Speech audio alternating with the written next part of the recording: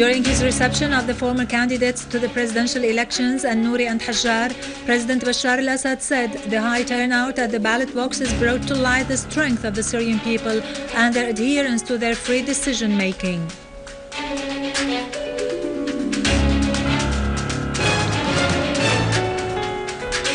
In implementation of the Amnesty Decree, a number of prisoners who were not involved in shedding Syrian blood were released.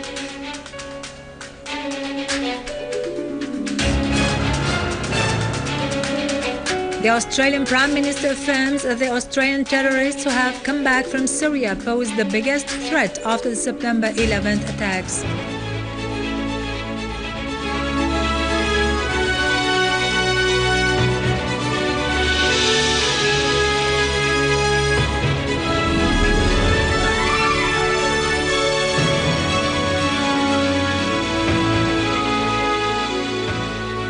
Good afternoon, ladies and gentlemen, and welcome to our news for today. President Bashar al-Assad received today the former candidate to the presidential elections, Dr. Hassan al-Nouri. Al-Nouri said the presidential elections that took place last week were conducted with transparency and integrity and constituted a crucial step on the way of consolidating the principles of democracy. On his part, President al-Assad said the success of the elections process and the high turnout of citizens at the ballot boxes has brought to light the strength of the Syrian people and their adherence to their free decision-making despite the difficult and extraordinary circumstances Syria has been living and the attempts of certain sides abroad to impose their will on the Syrians.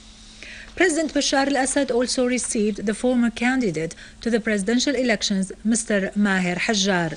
Hajjar said during the meeting that the great confidence granted by the Syrian people to President al-Assad through the elections confirms the Syrians' determination to combat terrorism until it's fully eliminated and to restore security and stability to Syria and move forward towards a better future. On his part, President al-Assad said that the first experience of multi-party elections in Syria has been successful and has affirmed the Syrians' successful practice of democracy. He said the big victor in these elections are the Syrian people, who have confronted all challenges and have had their say with a strong determination and solid will about the future of their country.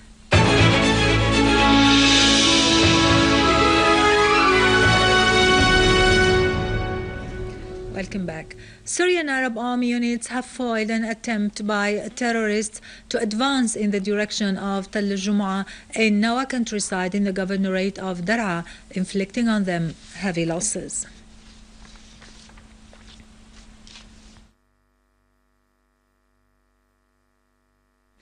In implementation of the Amnesty Decree number 22 issued by President Bashar al-Assad yesterday, a number of prisoners who had not been involved in shedding Syrian blood have been released from Hama Central Prison. The governor of Hama, Dr. Ghassan Khalaf, hoped such measure would provide a crucial opportunity for them to reconsider their life behavior and tendencies and to contribute to the reconstruction of the homeland. He called on all those who have been set free to return to their families, to merge in their societies and to resume their normal activities and life. Australian Prime Minister Tony Abbott expressed fear over the return of the Australian terrorists who joined the terrorist groups in Syria to their country, saying that they posed the greatest threat after the attacks of September the 11th in 2001. Abbott stressed that the menace posed by the departure of the extremists to join the terrorists who fight in Syria is not restricted to the possibility of their becoming more extreme, but there is a fear that they might develop the abilities to carry out deadly terrorist attacks when they come back to their countries. Abbott explained that the growing threat of the terrorists and the continuation of the situation in Syria could increase terrorism all over the world and also seriously escalate the menace. Australia had estimated that about 50 to 100 of its citizens had gone to Syria to fight alongside the terrorist groups.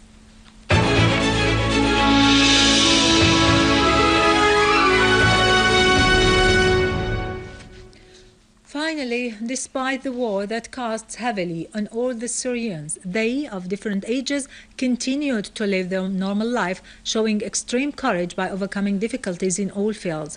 Students of the Institute of Sulhi al-Wadi for Music culminated a whole year full of hard work with a piano concert held at the stage of the Institute.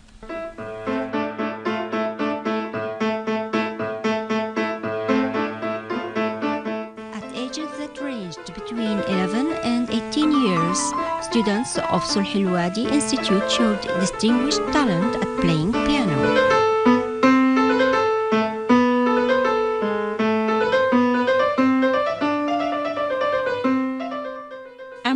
I'm 11 years old. I came to thank my teacher Svetlana because she stood by my side all the year, and I thank my parents because they encouraged me.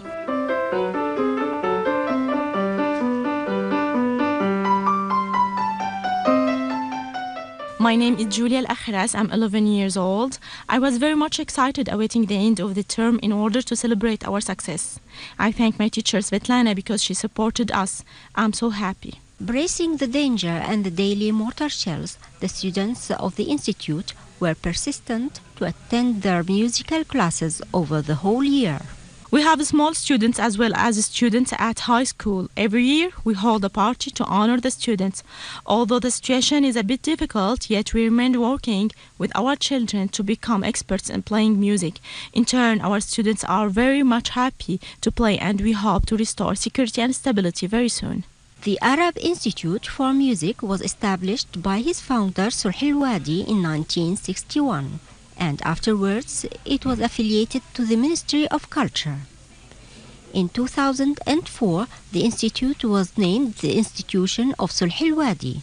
Many generations of Syrian musicians graduated from this institute and became famous locally and internationally. The institute remains the main source of musical creativity in Syria.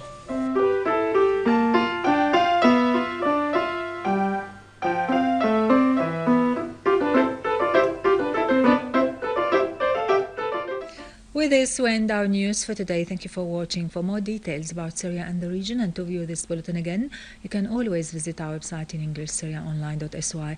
Now to latest business and market news with Nariman Qassam, but after a short break.